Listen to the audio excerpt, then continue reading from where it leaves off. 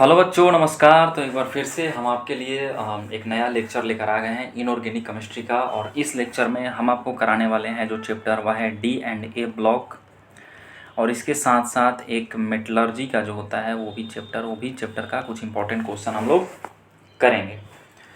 कुछ बच्चे कमेंट कर रहे हैं कि सर क्या जो चैप्टर डिलीट हो गया है उसको आप क्यों करा रहे हैं। तो बिल्कुल आपके केमिस्ट्री से जो होता है 11 चैप्टर को डिलीट कर दिया गया है। लेकिन बाबू, आप सबको पता होना चाहिए कि BCEC के सिलेबस से कोई चैप्टर को डिलीट नहीं किया गया है, कोई चैप्टर को हटाया नहीं गया है। आपको डाउट है, मैंने टेलीग्राम पे BCEC का सिलेबस जो है अपलोड कर दिया है, वहाँ पर आप जाके देख सकते हैं। वहाँ भी अगर आपको संतुष्टि नहीं है तो आप BCEC के ऑफिशियल साइट पे जाइए, वहाँ पर BCEC का प्रोस्पेक्टस है, उसको आप डाउनलोड कीजिए और वहाँ से आप चेक कर सकते हैं, है ना। तो कोई चैप्टर यहाँ पर डिलीट नहीं हुआ है, इसीलिए मैं सारा चैप्टर को आपको करा रहा हूँ और सारे चैप्टर से मैं आपको क्वेश्चन कराऊंगा। तो चलिए शुरू करते हैं पहले क्वेश्चन से, है ना। काफ़ी अच्छा क्वेश्चन है। देखिए, पहला क्वेश्चन बोल रहा है कि which one of the following ions has electronic configuration argon 3d6। इनमें से 4 आपको स्पीसीज दिया हुआ है। बोल रहा है कि किसका इलेक्ट्रॉनिक कॉन्फ़िगरेशन जो होता है ये आर्गन 3d6 होगा। इलेक्ट्रॉनिक कॉन्फ़िगरेशन में हम लोग लिखते क्या हैं जी, इलेक्ट्रॉन्स लिखते हैं। तो आप इलेक्ट्रॉनिक कॉन्फ़िगरेशन जो दिया हुआ है इसके मदद से आप इलेक्ट्रॉन की पता कर सकते हैं। तो आर्गन है, इसका मतलब 18 इलेक्ट्रॉन, और 3D के ऊपर जो आप 6 देख रहे हैं ये भी इलेक्ट्रॉन को बता रहा है। तो 18 6 24 इलेक्ट्रॉन जो है, जो आपको यहाँ पर कॉन्फ़िगरेशन दिया गया है, इसमें कितना इलेक्ट्रॉन है, 24। अब ये जो चारों स्पीसीज है इनमें से जिसके पास भी 24 इलेक्ट्रॉन होगा वहीं इसका आंसर हो जाएगा। तो आपको कम से कम 30 तक परमाणु संख्या बाबू पता होना चाहिए। ये सारे जो मेंबर आप देख रहे हैं ये सारा 3D सीरीज़ का है ना, क्योंकि D ब्लॉक में हम लोग 3D series, 4D series, 5D series, 6D series जो होता है पढ़ते हैं। उसमें मेनली जो है आपको पढ़ना है 3D सीरीज़, जो कि स्कैंडियम से लेकर जिंक तक होता है। तो ये सब उसी का मेंबर है। तो 30 तक तो कम से कम आपको परमाणु संख्या पता होना ही चाहिए। तो निकल का जो होता है यहाँ पर तो देखो हेल्प भी कर दिया है कि निकल का 28 होता है। जब कोई चार्ज नहीं रहता है तो 28 इलेक्ट्रॉन है, लेकिन अगर प्लस चार्ज आ गया, आप देख रहे हैं कि निकल +3 है, तो प्लस चार्ज तब आता है जब इलेक्ट्रॉन को लॉस करता है। तो 3 इलेक्ट्रॉन को लॉस कर दिया, पहले 28 था, 3 खो दिया, बचा कितना, 25। नहीं होगा ये आंसर, 24 आना चाहिए। वैसे ही मैंगनीज का 25 होता है, 25 में से 3 निकल गया तो ये 22 इलेक्ट्रॉन हो जाएगा, ये भी नहीं होगा। आयरन का जब कोई चार्ज नहीं था, 26 इलेक्ट्रॉन प्लस 3 चार्ज, 3 इलेक्ट्रॉन निकल गया, 26 में से 3 जाएगा, 23। ये भी होगा, नहीं होगा। इसका मतलब करेक्ट ऑप्शन डी हो जाएगा। कोबाल्ट का परमाणु संख्या होता है 27। जब कोई चार्ज नहीं है तो उतना ही इलेक्ट्रॉन होता है, तो 27 और प्लस 3 चार्ज हो गया, मतलब 3 इलेक्ट्रॉन निकल चुका है। तो 27 में से 3 इलेक्ट्रॉन को आप निकालिएगा तो हो जाएगा 24 इलेक्ट्रॉन। इसका मतलब जो कॉन्फ़िगरेशन हमें दिया हुआ है वो किसका है, कोबाल्ट +3 का। करेक्ट ऑप्शन डी हो जाएगा। चलिए आगे चलते हैं। अगला क्वेश्चन आपको बोल रहा है कि which one of the following element with the following outer जो ऑर्बिटल कॉन्फ़िगरेशन है में exhibit largest number of oxidation state. किसका जो होता है, यहाँ पर देखिए कॉन्फ़िगरेशन लिखा हुआ है और ये जो कॉन्फ़िगरेशन है ये आउटर ऑर्बिटल कॉन्फ़िगरेशन दिया हुआ है। तो किसका ऑक्सीडेशन नंबर सबसे ज़्यादा होता है। तो 3D सीरीज़ ये जितने भी मेंबर आप देख रहे हैं ये सारा 3D सीरीज़ है। 3D सीरीज़ कहाँ से कहाँ तक होता है जी, 21 से लेके 30 तक, मतलब स्कैंडियम से लेके जिंक तक। Scandium, titanium, vanadium, chromium, manganese, iron, cobalt, निकल, कॉपर, जिंक। तो इन सब में जो होता है आपको पता होना चाहिए कि मैंगनीज का जो ऑक्सीडेशन स्टेट होता है वो सबसे ज़्यादा होता है। +2 से लेके +7 तक ऑक्सीडेशन नंबर जो होता है ये शो करने की टेंडेंसी रखता है। मतलब इनमें से जो मैंगनीज का कॉन्फ़िगरेशन होगा वहीं जो है इसका आंसर हो जाएगा। तो ये जो आउटर इलेक्ट्रॉनिक कॉन्फ़िगरेशन है इसका मतलब क्या है कि आर्गन को जो है यहाँ पर नहीं दिखाया गया है, बाकी जो बाहरी वाला जो है उसको दिखाया गया है। तो आर्गन 3D2 और 4s2 हम लोग ऐसे जो है सबको लिख सकते हैं। ये आर्गन को यहाँ पर छिपा दिया गया है, सिर्फ बाहर वाले को दिखाया गया है। तो आर्गन का मतलब 18 इलेक्ट्रॉन, 18 2 20 2 22, ये 22 इलेक्ट्रॉन है, ये तो नहीं होगा ना, चूँकि मैंगनीज का 25 होता है जब कोई चार्ज नहीं होता है ना, 25 परमाणु संख्या। और जब कोई चार्ज नहीं आता है तो उसी के बराबर जो होता है इलेक्ट्रॉन होता है। तो हमें तो 25 लाना है, तभी जो होता है मैंगनीज आएगा। तो इसमें देखिए आप इसको गिन लीजिए, तो 18 2 20 3 23, ये भी नहीं होगा, काट दीजिए। इसको गिनिएगा तो आप 18 1 19 5 24, ये भी नहीं होगा, मतलब करेक्ट ऑप्शन डी हो जाएगा ना। ये जो आप देख रहे हैं आर्गन 3D5 4s2, हम आर्गन क्यों लिख रहे हैं जी, क्योंकि यहाँ पर आपको सिर्फ और सिर्फ आउटर इलेक्ट्रॉनिक कॉन्फ़िगरेशन यही वाला दिया हुआ है। तो 18 2 20 5 25, और 25 जो होता है किसके लिए होता है, मैंगनीज के लिए, और यहीं जो होता है सबसे ज़्यादा ऑक्सीडेशन स्टेट शो करता है। करेक्ट ऑप्शन डी हो जाएगा आपका। अगला क्वेश्चन है कि विच आयन इज कलरलेस। ये काफ़ी इंपॉर्टेंट क्वेश्चन है ना, पूछता है कि कौन सा जो होता है वो कलर शो करेगा कौन नहीं करेगा। ऐसा क्वेश्चन आपको कराए भी हैं जिसमें भी डी जो है वो 0 हो जाए या फिर डी जो है पूरी तरीके से भर जाए। D0 या D10 आपको पता होना चाहिए कि डी में मैक्सिमम 10 इलेक्ट्रॉन होता है, उससे ज़्यादा नहीं हो सकता। या तो डी ऑर्बिटल खाली हो या फिर 10 इलेक्ट्रॉन हो, वो कोई कलर जो होता है वो प्रोड्यूस नहीं करता है। जबकि डी में अगर 1 से लेकर 9 इलेक्ट्रॉन तक आ गया तो यहाँ पर इलेक्ट्रॉन का एक्साइटेशन होता है और डी ट्रांजिशन के थ्रू जो होता है ये कलर को शो करता है ना। तो हमें जो है इनमें से ढूंढना है कि किस में जो है डी जो है या तो 0 है या फिर डी 10 है, वही कलर शो नहीं करेगा ना। कलरलेस हमें रंगहीन जो होता है प्रजाति को चुनना है। सबसे पहले आप क्रोमियम +4 को देखिए। क्रोमियम का परमाणु संख्या 24 है ना जी। इसका जो कॉन्फ़िगरेशन लिखते हैं ये एक्सेप्शन है। क्या होता है, कैसे लिखते हैं, आर्गन 4s2 3d, हमें 25 इलेक्ट्रॉन भरना है तो 18 तो 20 4 24। लेकिन ये कॉन्फ़िगरेशन हो जाता है, इसका 1 इलेक्ट्रॉन यहाँ पर चला जाता है ना। तो अब जो इसका कॉन्फ़िगरेशन लिखते हैं ये 4s1 हो जाता है और 3d 5 हो जाता है। चूँकि हाफ फील्ड और फुल फील्ड जो होता है वो ज़्यादा स्टेबल होता है, इसलिए ऐसा होता है।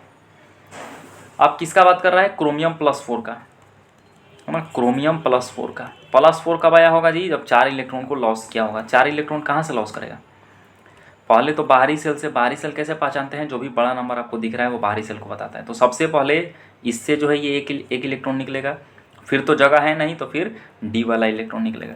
तो 4s हो जाएगा 0 और 3d हो जाएगा, और जो है इसमें से 3 इलेक्ट्रॉन निकाल दीजिएगा तो 3d 2 हो जाएगा। चूँकि डी में जो होता है कुछ इलेक्ट्रॉन आ रहा है, ना 0 है ना पूरी तरीके से भरा है, तो ये कलर जो होता है कुछ ना कुछ शो करेगा डी ट्रांजिशन के थ्रू, तो ये नहीं होगा। वैसे ही आप स्कैंडियम को चेक कर लीजिए।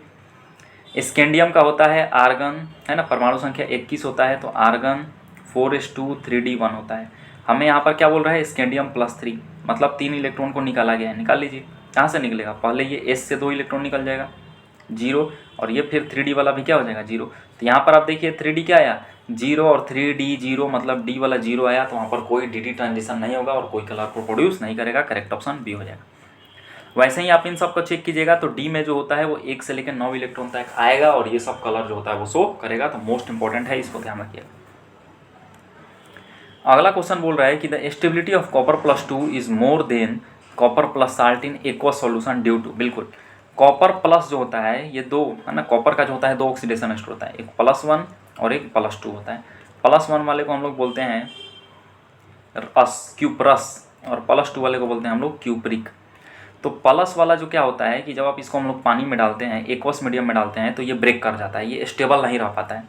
ये ब्रेक करके अपने आप को +2 में कन्वर्ट कर लेता है और एक सिंपल कॉपर में, मतलब ये डिसप्रोपोर्शिएशन रिएक्शन में चला जाता है। डिसप्रोपोर्शिएशन रिएक्शन क्या होता है जी, एक ही सबस्टांस मतलब कॉपर का ही ऑक्सीडेशन, देखिए कॉपर यहाँ +1 से कहाँ जा रहा है +2 में, तो ऑक्सीडेशन नंबर का बढ़ना ऑक्सीडेशन होता है ना। तो कॉपर का ही ऑक्सीडेशन और कॉपर का ही देखिए रिडक्शन हो रहा है, +1 से कहाँ जा रहा है ये 0 में।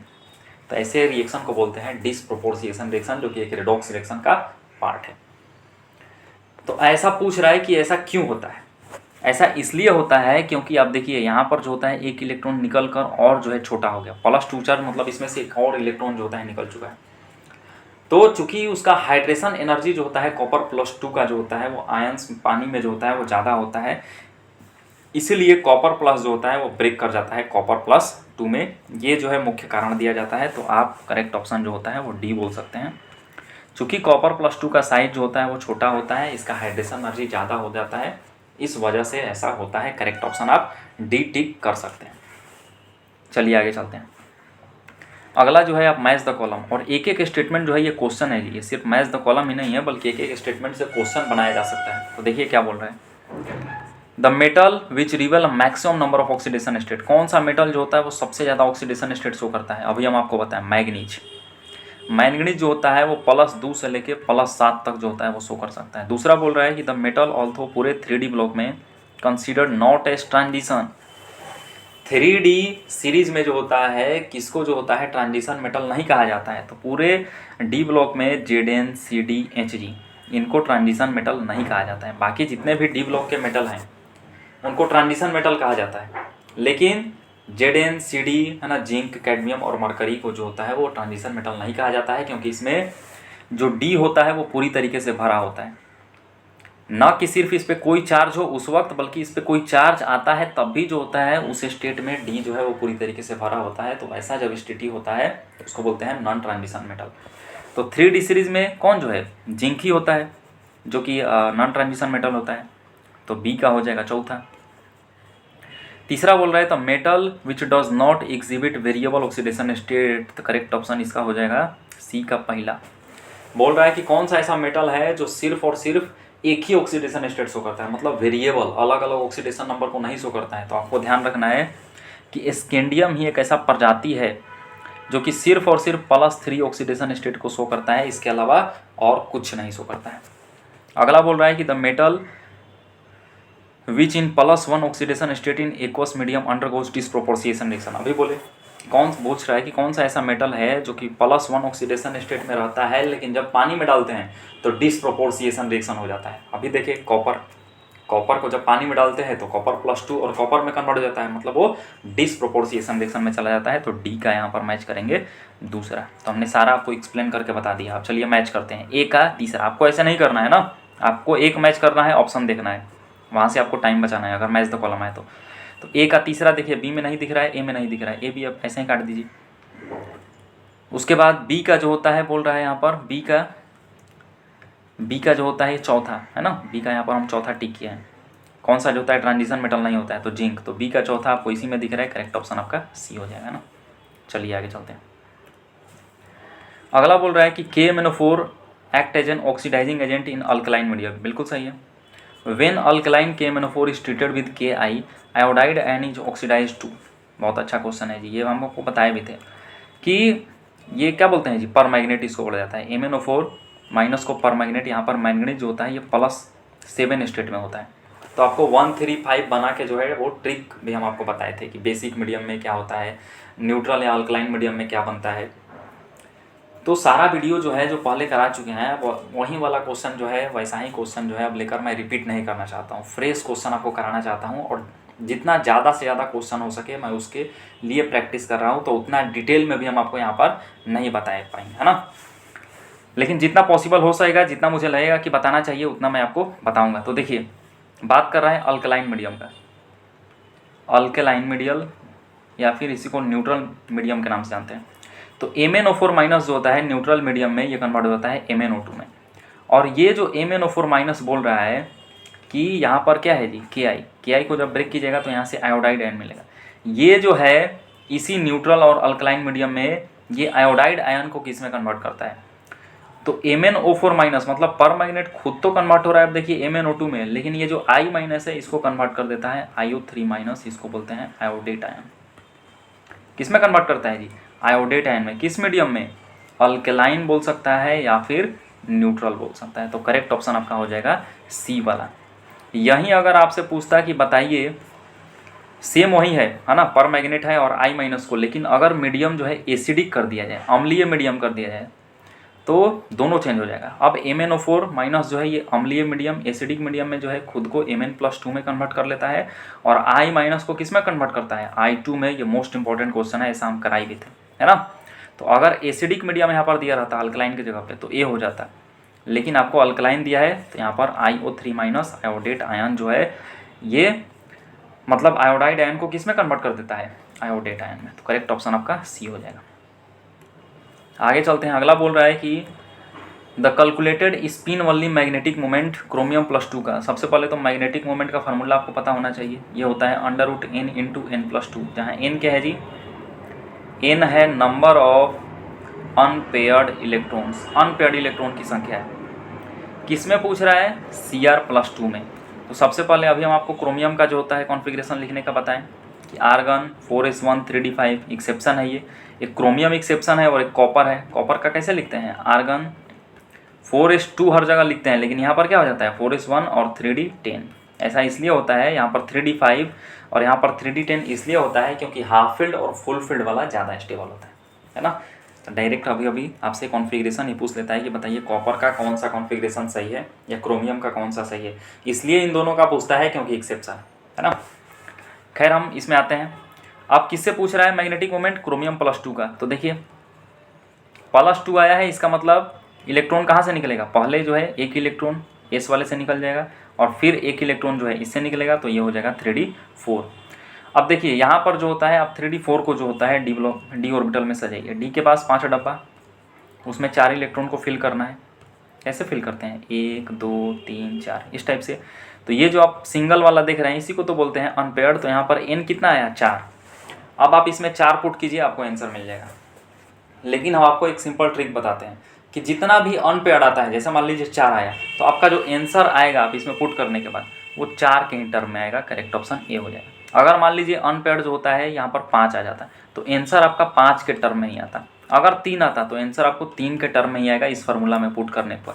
तो आपको इस फार्मूला में पुट भी नहीं करना है। आपको दिख रहा है कि 4 आया तो 4 के टर्म में ही एक आंसर दिख रहा है 4.90, उसी को आप टिक कर दीजिए, आपका आंसर सही हो जाएगा। तो करेक्ट ऑप्शन ए हो जाएगा। चलिए आगे चलते हैं। अगला बोल रहा है कि catalytic activities of transition metal and there compound is described mainly जो ट्रांजिशन मेटल होते हैं, जैसे आप पढ़े वेनेडियम हो गया या फिर और भी बहुत सारा आयरन हो गया, जो कि हैपर्स प्रोसेस में कैटलिस्ट के रूप में इस्तेमाल करता है। तो क्यों ऐसा होता है कि ट्रांजिशन मेटल का हम लोग कैटलिस्ट के रूप में काम करते हैं। कैटलिस्ट क्या होता है, ये रिएक्शन में पार्टिसिपेट नहीं करता है, बट रिएक्शन को जल्दी कराने का काम करता है। इसलिए ऐसा करते हैं क्योंकि ट्रांजिशन मेटल बहुत सारा ऑक्सीडेशन स्टेट जो होता है वो शो करता है। करेक्ट ऑप्शन पहला ही हो जाएगा कि their ability to adopt variable oxidation state. इनके पास ये गुण होता है कि बहुत सारा ऑक्सीडेशन स्टेट शो करता है। जैसे आप मैंगनीज को देखें, +2 से लेके +7 तक शो करता है। आयरन की बात करें तो +2 +3 शो करता है ना। कॉपर आप देखें, कॉपर +1 +2, बहुत सारा ऑक्सीडेशन स्टेट शो करने की वजह से जो होता है ट्रांजिशन मेटल का इस्तेमाल कैटलिटिक एक्टिविटीज़ के रूप में करते हैं। बाकी सब नहीं होगा ना। चलिए आगे चलते हैं।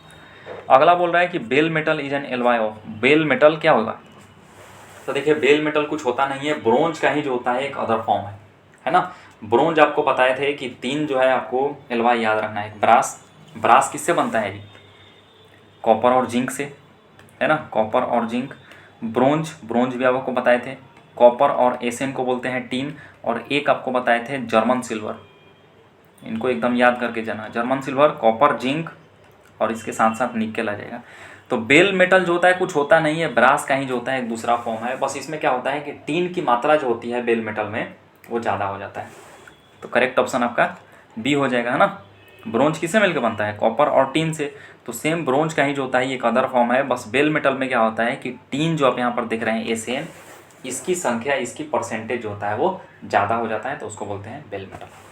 करेक्ट ऑप्शन बी हो जाएगा। बाकी इन सबको भी आपको ध्यान रखना है। चलिए आगे चलते हैं। अगला बोल रहा है कि photographic film end plate have an essential ingredient of. Photographic industry में जो होता है, फोटो को जो होता है वो एकदम क्लियर किया जा सके, इसलिए वहाँ पर जो होता है इस्तेमाल किया जाता है AgBr का जो होता है इस्तेमाल होता है। मोस्ट इंपॉर्टेंट क्वेश्चन है, इसको बोलते हैं सिल्वर ब्रोमाइड, है ना। तो फोटोग्राफिक इंडस्ट्री में किसका इस्तेमाल होता है, AgBr का। अगला क्वेश्चन बोल रहा है कि decrease in size from left to right in actinide series is greater and gradual than the lanthanide series. अब ये एफ ब्लॉक का जो होता है ये बात कर रहा है। एफ ब्लॉक का जो होता है वो 2 पार्ट होता है, आपको पता होना चाहिए, एक लेंथन वाइड और दूसरा जो होता है एक्टिन वाइड होता है। तो दोनों में जो होता है 14 इलेक्ट्रॉन होता है। लेंथन वाइड 6th पीरियड में होता है और एक्टिन वाइड जो होता है वो 7th पीरियड में होता है। तो जैसे जैसे आपको पता है कि लेफ्ट टू राइट जाते हैं तो साइज जो होता है वो डिक्रीज करता है। तो बिल्कुल सही बात है, ये बोल रहा है कि साइज डिक्रीज हो रहा है, लेकिन बोल रहा है कि एक्टिन वाइड में जो होता है जब हम लोग लेफ्ट टू राइट जाते हैं तो लेंथन वाइड के मुकाबले जो होता है वो साइज ज़्यादा घटता है। ऐसा क्यों होता है, तो लेंथन वाइड में मेनली जो ऑर्बिटल इन्वॉल्व होता है वो 4f होता है और एक्टिन वाइड में 5f होता है। तो 5f का जो होता है वो पुअर स्क्रीनिंग होने की वजह से, पुअर स्क्रीनिंग करने का मतलब कि 5f जो होता है वो न्यूक्लियस से बहुत दूर होता है। तो जो न्यूक्लियस से बहुत दूर होता है उसका स्क्रीनिंग इफेक्ट कम होता है। स्क्रीनिंग इफेक्ट कम है तो जेड इफेक्टिव न्यूक्लियर चार्ज ज़्यादा हो जाता है। इफेक्टिव न्यूक्लियर चार्ज ज़्यादा होने का मतलब है कि अट्रैक्शन ज़्यादा, और जितना ज़्यादा अट्रैक्शन होगा साइज उतना ही ज़्यादा घटते चला जाएगा। क्यों ऐसा होता है कि एक्टिन वाइड में लेफ्ट टू राइट ज़्यादा चलते हैं तो लेंथन वाइड के मुकाबले साइज ज़्यादा घटता है। तो 5f ऑर्बिटल का जो होता है पुअर शील्डिंग इफेक्ट होता है ना। 4f तो इसमें होता ही नहीं है, 4f जो है इसका इन्वॉल्वमेंट नहीं होता है इसमें। 4f का इन्वॉल्वमेंट जो होता है ये लेंथन वाइड में होता है। करेक्ट ऑप्शन आपका सी हो जाएगा। डी बोल रहा है कि 5f है ग्रेटर नहीं होता है, पुअर शील्डिंग इफेक्ट होने की वजह से जो होता है ऐसा होता है। करेक्ट ऑप्शन सी हो जाएगा। आगे चलते हैं। अगला जो है मैच द कॉलम। कॉपर क्या है जी, एक ट्रांजिशन मेटल है ना, 3D सीरीज का मेंबर है। फ्लोरीन क्या है, नन मेटल है। बी का पहला हो जाएगा सिलिकॉन, बोरोन, आर्सेनिक, टेलुरियम, ये सब क्या है जी, मेटलॉयड है ना। मेटल और नॉन मेटल दोनों का जो होता है गुण होता है उपधातु बोलते हैं। सीरियम की बात करें तो सीरियम जो होता है ये एफ ब्लॉक का मेंबर है। एफ ब्लॉक में भी किसका, लैंथेनॉइड का जो होता है मेंबर है, तो डी का हो जाएगा आपका तीसरा। आपको ऐसा नहीं करना है, आपको एक मैच करना है और फिर ऑप्शन में आना है। हम तो आपको समझाने के लिए, रिवाइज कराने के लिए पूरा आपको बता दे रहे हैं। तो ए का दूसरा देखो, ए में नहीं दिख रहा है, डी में नहीं दिख रहा है। बी का पहला आपको सी में दिख रहा है, करेक्ट ऑप्शन सी हो जाएगा। चलिए आगे चलते हैं। विच of the following oxidation state most common among the lanthanoid, चाहे लैंथेनॉइड हो या फिर हो एक्टिनॉइड, जो मोस्ट कॉमन ऑक्सीडेशन स्टेट होता है वह होता है +3, है ना। इसीलिए लैंथेनॉइड के जितने भी मेंबर होते हैं वो अल्मुनियम की तरह रिसेंबल करते हैं। जैसा अल्मुनियम जो होता है बिहेवियर शो करता है अलग एलिमेंटों के साथ रिएक्शन करने के लिए, वैसे ही लैंथेनॉइड शो करते हैं। चूँकि अल्मुनियम पे भी क्या होता है जी, अल्मुनियम का ऑक्सीडेशन स्टेट क्या होता है, +3। तो और लैंथेनॉइड का भी ऑक्सीडेशन स्टेट +3 होता है। तो सेम जो होता है लैंथेनॉइड के जो मेटल होते हैं वो अल्मुनियम की तरह ही जो होता है अपना बिहेवियर को शो करते हैं। तो चाहे एक्टिनॉइड पूछे या लैंथेनॉइड पूछे, जो मोस्ट कॉमन ऑक्सीडेशन स्टेट होता है वो +3। ऐसा नहीं कि सिर्फ +3 होता है, मोस्ट कॉमन है, बहुत सारा हो सकता है, +7 तक हो सकता है। चलिए आगे चलते हैं। अगला बोल रहा है कि KMnO4 act as an oxidising agent in acidic medium. बिल्कुल सही है। The number of moles of KMnO4 that will needed to react with 1 mole of sulphide ion in acidic medium. देखिए ये क्या है, पोटेशियम पर मैग्नेट। पोटेशियम को हटा दे तो हम ऐसे लिख सकते हैं पर मैग्नेट। ये बोल रहा है कि सल्फाइड आयन, देखिए सल्फाइड आयन के साथ इसका रिएक्शन हो रहा है। सल्फाइड आयन के क्या होता है, H2-। कहाँ रिएक्शन हो रहा है, मीडियम देखिए अच्छे से क्वेश्चन में, एसिडिक मीडियम। तो अभी हम आपको बताएं कि एसिडिक मीडियम में जो होता है, चाहे एसिडिक हो, न्यूट्रल हो, अल्कलाइन हो, पोटेशियम जो पर मैग्नेट है वो तो ऑक्सीडाइजिंग एजेंट के ही रूप में काम करेगा। ऑक्सीडाइजिंग एजेंट क्या करता है, दूसरे को ऑक्सीडाइज करता है, खुद रिड्यूस होता है। लेकिन अलग अलग मीडियम में ये जो पर मैग्नेट है ये अलग अलग तरीके से जो होता है अपना रिएक्शन शो करता है। तो ये एसिडिक मीडियम में जो होता है पर मैग्नेट किस में कन्वर्ट हो जाता है, Mn+2 में, और सल्फाइड आयन को कन्वर्ट कर देता है आपको सल्फर में। तो ऑक्सीडाइजिंग एजेंट देखिए किस तरीके से ये बिहेव किया ऑक्सीडाइजिंग एजेंट की तरह। ऑक्सीडाइजिंग एजेंट क्या करता है, यहाँ पर मैंगनीज +7 में दूसरे को ऑक्सीडाइज करेगा। अब देखिए यहाँ पर सल्फर जो है ये -2 से जो है कहाँ चल गया है, 0, तो दूसरे को ऑक्सीडाइज किया और खुद रिड्यूस हो गया। +7 से कहाँ आ गया, +2 में। यहाँ पर अब देखिए चार्ज दिख रहा है +2। तो इसी को बोलते हैं ऑक्सीडाइजिंग एजेंट, दूसरे को ऑक्सीडाइज करता है, खुद रिड्यूस करता है। हमसे ये नहीं पूछ रहा है, हमसे पूछ रहा है कि कितना मोल जो है KMnO4 का जो है 1 मोल सल्फाइड आयन को रिड्यूस करने में, मतलब ऑक्सीडाइज करने में लगेगा। तो जब भी ऐसा क्वेश्चन आए कि कितना मोल जो है रिक्वायरमेंट होगा दूसरे के 1 मोल को जो होता है ऑक्सीडाइज करने के लिए या फिर रिड्यूस करने के लिए, तो वहाँ पर आपको ग्राम इक्विवेलेंट को जो होता है बराबर कर देना होता है। जिसके जिसके बारे में पूछ रहा है उसका ग्राम इक्विवेलेंट को जो होता है बराबर कर दीजिए। ग्राम इक्विवेलेंट क्या होता है जी, N फैक्टर। ग्राम इक्विवेलेंट का सिंपलेस्ट फॉर्म जो होता है वो N फैक्टर।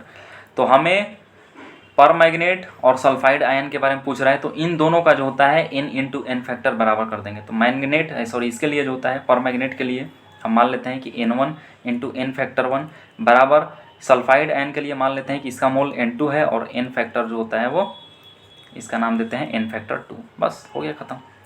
दोनों का N1 × N फैक्टर 1 बराबर N2 × N फैक्टर 2, मतलब ग्राम इक्विवेलेंट को आप बराबर कर दीजिए, वहाँ से आपको आंसर मिल जाएगा। हमें पर मैग्नेट का जो होता है वो मोल पूछ रहा है ना, number of moles of KMnO4, तो जो पूछ रहा है ये N1 पूछ रहा है। N फैक्टर आप निकाल लीजिए यहाँ से, देखिए +7 से कहाँ जा रहा है, +2। N फैक्टर कहने का मतलब क्या है, चेंज इन ऑक्सीडेशन नंबर। +7 से गया +2 में, कितना का अंतर हो रहा है, 5 का अंतर। तो N फैक्टर कितना आएगा, 5 बराबर। ये N2 देखिए यहाँ पर इसका मोल दिया हुआ है, किसका, सल्फाइड आयन का। 1 मोल सल्फाइड आयन को जो होता है कन्वर्ट करना है, तो यहाँ पर N2 का वैल्यू दिया है 1। N फैक्टर हम लोग निकाल लेंगे सल्फाइड के लिए। देखिए -2 से कहाँ जा रहा है, 0 में। कितना के अंतर हो रहा है, -2 से जा रहा है 0, अंतर कितना का हो रहा है, 2 का हो रहा है। तो N फैक्टर हो जाएगा 2, और यहाँ से आप N1 निकाल लीजिए, तो N1 हो जाएगा 2/5, और करेक्ट ऑप्शन आपका ये हो जाएगा ना। इस टाइप से क्वेश्चन बनाते हैं। जब भी ऐसा क्वेश्चन आए कि कितना मोल जो होता है एक दूसरे को रिड्यूस या ऑक्सीडाइज करने में लगेगा किसी के द्वारा, तो आप उन दोनों का N फैक्टर, मतलब gram equivalent N1 × N factor बराबर N2 × N फैक्टर कर दीजिए, वहाँ से आपको आंसर मिल जाएगा। चलिए आगे चलते हैं। अगला क्वेश्चन बोल रहा है कि which of the following is amphoteric oxide. Amphoteric मतलब जो एसिड के साथ भी रिएक्ट करता है और बेस के साथ भी रिएक्ट करता है। तो आपको हम एक चीज़ बताते हैं कि कोई भी जो होता है एलिमेंट हो, अगर वो अपने हाईएस्ट ऑक्सीडेशन स्टेट में है तो कभी भी एम्फोटेरिक नहीं हो सकता है, वो हमेशा एसिडिक होगा। जैसे यहाँ पर देखिए दिया हुआ है Mn2O7, यहाँ पर आप मैंगनीज को x मान के निकालिएगा तो मैंगनीज आ जाएगा +7। वैसे ही CrO3 में आप क्रोमियम को x मान के निकालिएगा तो क्रोमियम हो जाएगा +6।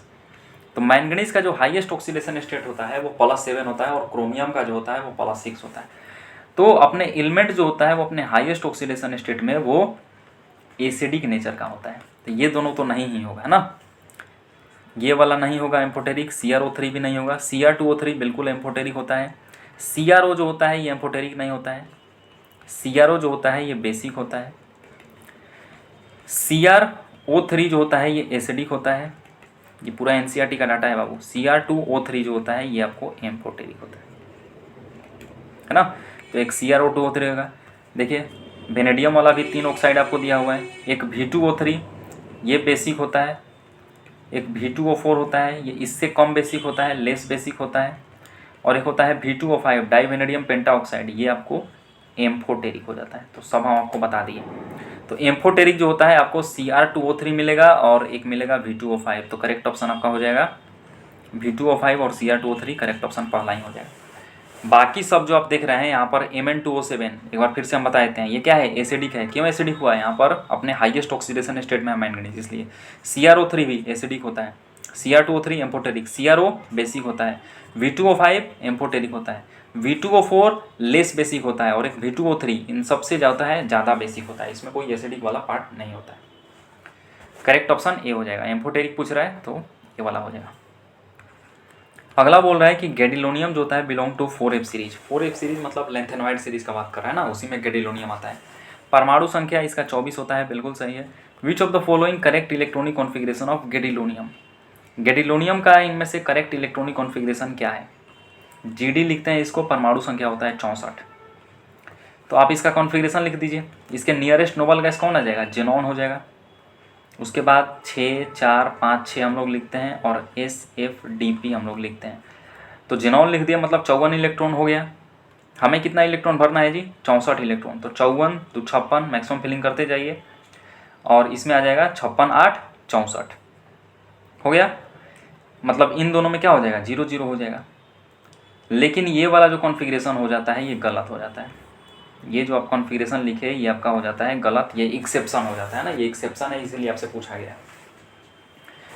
तो देखिए पहले हम आपको लेंथेनॉइड सीरीज़ का जो है कुछ याद करने का, मतलब जो भी उसमें एलिमेंट्स आते हैं उसको एक बार आपको बता देते हैं। लेंथेनॉइड सीरीज़ में याद करते हैं हम लोग, सीने पर नदियाँ प्रेम की समाई, यूं ही गदगद तब दिल हुआ और तुम लाजवाब लगते हो। लाजवाब को यहाँ पर थोड़ा सा अलग लहजे में बोलना है, याजवाब लगते हो। कैसे याद करते हैं इसको, एक बार हम बोल देते हैं फिर से। सीने पर नदियाँ प्रेम की एक साथ रहेगा, समाई, यूं ही गदगद तब दिल हुआ और तुम याजवाब लगते हो। लाजवाब को थोड़ा सा अलग लहजे में आपको बोलना है, याजवाब लगते हो। तो ये पूरा जो होता है लेंथेनॉइड सीरीज़ का मेंबर है। तो देखिए इसमें हम आपको स्टार लगा देते हैं, एक सीरियम, एक गैडिलोनियम और एक ल्यूटेशियम। इन सब में क्या होता है कि जो 5D होता है, यहाँ पर जो आप 5D देख रहे हैं इसमें एक इलेक्ट्रॉन आता है। मतलब इन तीनों में कॉन्फ़िगरेशन क्या है जी, एक्सेप्शन है। 5D में एक इलेक्ट्रॉन आ जाता है, बाकी में कोई एक्सेप्शन नहीं है। बाकी में जो होता है आप जैसे भरना है उस हिसाब से आप भर दीजिए। तो गैडिलोनियम 64 परमाणु संख्या होता है, इसमें जो है 5D में क्या होता है, एक इलेक्ट्रॉन होता है। तो ये क्या करेगा कि यहाँ से जो होता है ये 4F से जो होता है एक इलेक्ट्रॉन जो होता है ले लेगा और ये बन जाएगा 5D। ऐसा क्यों होता है जी, 4F यहाँ पर 7 क्यों हो जाता है, क्योंकि आपको पता है कि F के पास जो होता है वो 7 डब्बा होता है, 1, 2, 3, 4, 5, 6, 7। और 7 डब्बा में अगर इस टाइप से 7 इलेक्ट्रॉन भरा रहेगा तो ये हो जाएगा हाफ फिल्ड। और आपको बताया है कि चाहे हाफ फिल्ड हो या फिर फुल फिल्ड हो वो ज़्यादा स्टेबल होता है। तो ये अपने स्टेबिलिटी को मेंटेन करने के लिए ये जो 8 इलेक्ट्रॉन पहले आ रहा था, अब ये एक इलेक्ट्रॉन किसको दे देगा, 5D को दे देगा और 5D हो जाएगा 1। ऐसा ही केस आपको देखने को मिलता है सीरियम में और एक ल्यूटेशियम में, है ना। बाकी सब में कोई एक्सेप्शन नहीं है। तो करेक्ट ऑप्शन इसका क्या हो जाएगा, xenon 4f7 5d1 6s2 correct option पहला ही हो जाएगा ना। तो गैडोलिनियम का करेक्ट इलेक्ट्रॉनिक कॉन्फ़िगरेशन ये वाला हो जाएगा और इसको आप स्टार लगा देते हैं, काफ़ी इंपॉर्टेंट है ना, एक्सेप्शन है इसलिए पूछा जा सकता है। चलिए आगे चलते हैं। अगला बोल रहा है कि बोराक्स किसको बोलते हैं, मैच द कॉलम है। बोराक्स बोलते हैं Na2B4O7.10H2O को, है ना, 10 मॉलिक्यूलर वाटर रहता है तो उसको बोलते हैं बोराक्स। Na2B4O7 को .10H2O को बोराक्स बोला जाता है। करनाइट बोलते हैं Na2B4O7.4H2O को बोला जाता है करनाइट, काफ़ी इंपॉर्टेंट है। ऑर्थोबोरिक एसिड किसको बोलते हैं जी, H3BO3 को। बोराक्स बीड किसको बोलते हैं, सोडियम बोरेट को, Na2BO2 को। तो चारों जो है आपसे किसी का भी पूछा जा सकता है ना मैच द कॉलम के रूप में। आपका प्रैक्टिस अच्छा हो इसलिए हम आपको करा दिए हैं। तो ए का हो जाएगा चौथा, ए का चौथा पहले में ही दिख रहा है, करेक्ट ऑप्शन ए हो जाएगा ना। बाकी आप सब जो है एक बार रिवाइज कर लीजिएगा। आगे चलते हैं, देखिए फिर से जो होता है मैच द कॉलम आ गया। हेमेटाइट किसको बोलते हैं, हेमेटाइट हो गया, मैग्नेटाइट हो गया, ये सब आयरन का हो रहा है। तो हेमेटाइट बोलते हैं Fe2O3 को। देखो बच्चे कंफ्यूज रहते हैं कि सर हेमेटाइट और मैग्नेटाइट दोनों आयरन का हो रहा है, किस में जो होता है Fe2O3 होगा और किस में जो होता है Fe3O4 होगा। तो ABCD में पहले कौन आता है जी, ABCD में पहले H आता है, मतलब पहले आता है कम है, M के मुकाबले जो होता है वो कम है, आप ऐसे याद रख सकते हैं। तो यहाँ पर आयरन जो होता है वो भी कम हो जाएगा। तो हेमेटाइट चूंकि ABCD में पहले आता है, M के मुकाबले जो होता है ये कम नंबर पे आता है, इसलिए यहाँ पर आयरन जो है 2 हो जाएगा। M जो होता है वो ABCD में बाद में आता है, मतलब ज़्यादा है H के मुकाबले, तो यहाँ पर आयरन जो होता है वो ज़्यादा हो जाएगा। इस तरीके से आप थोड़ा सा एक कंसेप्ट बिल्डअप करके जो होता है एक इमेज बनाकर, डायग्राम बनाकर जो है वहाँ से आप याद रख सकते हैं, है ना। तो हेमेटाइट का हो जाएगा Fe2O3, मैग्नेटाइट का हो जाएगा Fe3O4। काला माइन जो आप देख रहे हैं, काला माइन होता है ZnCO3, ये जिंक का और है, और भी जिंक का और होता है, जैसे जिंक ब्लेंड हो गया, है ना, जिंक ब्लेंड हो गया, ZnS बोलते हैं। एक और होता है जिंकाइट होता है, जिंकाइट बोलते हैं, ZnO को जिंकाइट बोलते हैं। आयरन का भी और भी बहुत सारा और होता है, सीडेराइट होता है, आयरन कार्बोनेट को बोलते हैं सीडेराइट। और ये जो आप देख रहे हैं कोलिनाइट, ये बोला जाता है Al2OH4Si2O5, इसको आप याद नहीं कर सकते हैं, है ना, ये NCERT में दिया भी नहीं, एक्स्ट्रा है, तो इसको आप छोड़ भी सकते हैं। लेकिन बाकी सब जो हम आपको बताएं उसको तो आपको याद करके जाना ही है। Haematite, magnetite, calamine, siderite, zinc blende, zincite, है ना, बॉक्साइट, ये सब आपको पता होना चाहिए। तो मैच कर लेते हैं। ए का तीसरा, ये दोनों नहीं होगा। बी का पहला दोनों में दिख रहा है। काला माइन किसको बोलते हैं जी, दूसरा। सी का दूसरा जो है इसमें दिख रहा है, करेक्ट ऑप्शन सी हो जाएगा ना। चलिए आगे चलते हैं। अगला बोल रहा है कि which of the following is a mineral of iron. Iron का जो होता है इसमें से कौन सा मिनरल है। तो पाइरुलोसाइड जो होता है, पाइरुलोसाइड बोला जाता है MnO2 का बाबू। मैग्नेटाइट अभी हम आपको बताएं, चूंकि M बाद में आता है इसलिए यहाँ पर आयरन 3 हो जाएगा ना, तो Fe3O4 को बोलते हैं मैग्नेटाइट। मालाकाइट भी आपको बताए थे, ये कॉपर कार्बोनेट और कॉपर हाइड्रोक्साइड के मिक्सर को बोला जाता है ना, CuCO3.CuOH2 को बोला जाता है मैलाकाइट। केजेराइट जो देख रहे हैं ये टीन का और होता है, SnO2 को बोला जाता है केजेटेराइट, है ना। केजेटेराइट जो होता है ये SnO2 मतलब टीन का जो होता है और है। तो हमसे आयरन का जो होता है मिनरल पूछ रहा था, तो मैग्नेटाइट करेक्ट ऑप्शन बी हो जाएगा। अगला क्वेश्चन बोल रहा है कि which of the following element is present as impurities to the maximum extent in pig iron. Pig iron में जो होता है सबसे ज़्यादा इम्प्योरिटीज़ किसका होता है, तो पिग आयरन में जो होता है वो 4% जो होता है वो कार्बन होता है। तो सबसे ज़्यादा इम्प्योरिटीज जो होता है वो कार्बन का होता है। इसके साथ साथ कुछ सल्फर, फॉस्फोरस, मैंगनीज, ये सब भी जो होता है इसमें मिनिमम अमाउंट में जो होता है ये प्रेजेंट होता है इनका परसेंटेज। तो सबसे ज़्यादा जो होता है हमसे पूछ रहा है कि मैक्सिमम एक्सटेंट में इम्प्योरिटीज़ पिग आयरन में किसका होता है, तो कार्बन का होता है। और ये भी ध्यान रखना है कि पिग आयरन में कार्बन की संख्या 4% होता है। चलिए आगे चलते हैं। अगला क्वेश्चन फिर से मैच द कॉलम। यहाँ पर देखिए रिफाइनिंग से है प्रोसेस ना, रिफाइनिंग के बारे में पूछ रहा है कि बोरोन हो गया, चाहे सिलिकॉन हो गया, जर्मेनियम हो गया, ये सब सेमीकंडक्टर है। तो इनका रिफाइनिंग जो होता है हम लोग जोन रिफाइनिंग प्रोसेस से करते हैं। बाकी जो आप टीन देख रहे हैं, ये टीन जो होता है ये लो मेल्टिंग पॉइंट मेटल होता है ना, इसका मेल्टिंग पॉइंट जो होता है वो काफ़ी कम होता है। तो लो मेल्टिंग पॉइंट वाला मेटल का जो रिफाइनिंग होता है उसको लिक्वेशन मेथड से किया जाता है। बाकी जिरकोनियम हो गया, टाइटेनियम हो गया, इनका रिफाइनिंग हम लोग करते हैं जिरकोनियम और टाइटेनियम का वैन आर्केल मेथड से। और जो आप निकल देख रहे हैं इसका जो होता है रिफाइनिंग हम लोग करते हैं मोड्स प्रोसेस से। तो काफ़ी इंपॉर्टेंट है ये सब, है ना। एक बार फिर से बताए थे हम आपको, बोरोन, सिलिकॉन, जर्मेनियम मतलब सेमीकंडक्टर आपको मिल जाए उसका रिफाइनिंग कराएंगे जोन रिफाइनिंग से। टीन जो कि लो मेल्टिंग पॉइंट मेटल होता है उसका रिफाइनिंग लिक्वेशन से करते हैं। जिरकोनियम टाइटेनियम इसको वैन अर्कल मेथड से। निकल जो होता है मोल्ड प्रोसेस से। एक और आपको बता देते हैं होता है डिस्टिलेशन। डिस्टिलेशन में हम लोग लो बॉइलिंग पॉइंट मेटल को जो होता है रिफाइन करते हैं। जैसे एग्जांपल की बात करें तो यहाँ पर हो जाएगा जिंक और मरकरी जो होता है। तो जिंक और मरकरी को जो होता है वो डिस्टिलेशन के थ्रू जो होता है हम लोग रिफाइनिंग करते हैं। मैच कर लेते हैं तो ए का जो होता है वो हो जाएगा चौथा। ए का चौथा देखिए ए में नहीं दिख रहा है, डी में नहीं दिख रहा है। बी का तीसरा दोनों में दिख रहा है। सी का पहला इसमें दिख रहा है। करेक्ट ऑप्शन बी हो जाएगा ना। मैच कर लीजिएगा आप लोग। अगला बोल रहा है कि when copper ore is mixed with silica in reverberatory furnace copper matte is produce. Copper matte contains, ये भी अच्छा क्वेश्चन है कि कॉपर का जो मैट है, कॉपर मेट, इसमें क्या होता है। कॉपर मैटे जो होता है बोलते हैं सल्फाइड ऑफ कॉपर और आयरन को, है ना, Cu2S प्लस FeS को बोला जाता है कॉपर मैट, है ना। यहाँ पर आप देख रहे हैं कि कॉपर जो होता है किस अवस्था में है, +1 में है। आयरन किस अवस्था में है, यहाँ पर +2 में है। तो कॉपर मेट आपसे डायरेक्टली पूछा जा सकता है कि कॉपर मेट जो होता है किसको बोलते हैं, तो Cu2S क्यूप्रस सल्फाइड और आयरन सल्फाइड को, है ना। कॉपर किस अवस्था में है, +1 और आयरन +2 में है।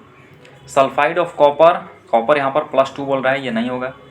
सल्फाइड ऑफ कॉपर, कॉपर और सल्फाइड का तो होता ही है, सॉरी, सल्फाइड ऑफ कॉपर और आयरन इसमें तो होता ही है, लेकिन कौन सा कॉपर होता है ये भी आपको ध्यान रखना है, +1 वाला कि +2 वाला। आयरन का भी 2 ऑक्सीडेशन स्टेट होता है, +2 +3, तो कौन सा होता है ये भी आपको ध्यान रखना है।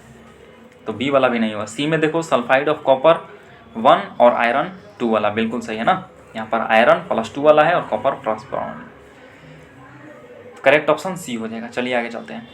अगला बोल रहा है कि electrolytic refining is use to purify which of the following metal. तो इलेक्ट्रोलाइटिक रिफाइनिंग में जो होता है हम लोग मेनली यहाँ पर इलेक्ट्रोलाइसिस का यूज़ करते हैं। तो एनोड पे जाके जो होता है वो इम्प्योर मेटल जो होता है वो बैठ जाता है, और इसमें कॉपर और जिंक दोनों का जो होता है हम लोग रिफाइनिंग इलेक्ट्रोलाइटिक के मेथड से जो होता है, मतलब इलेक्ट्रोलाइसिस के मेथड से कर सकते हैं। करेक्ट ऑप्शन ए वाला हो जाएगा।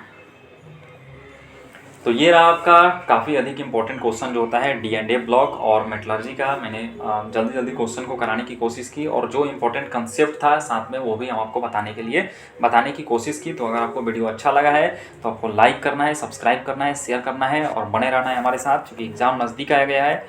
तो लगातार जो है अब आपको वीडियो मिलेंगे, है ना, उसमें टेंशन नहीं लेना है। तो मिलते हैं एक नए वीडियो में। That's all, thank you so much.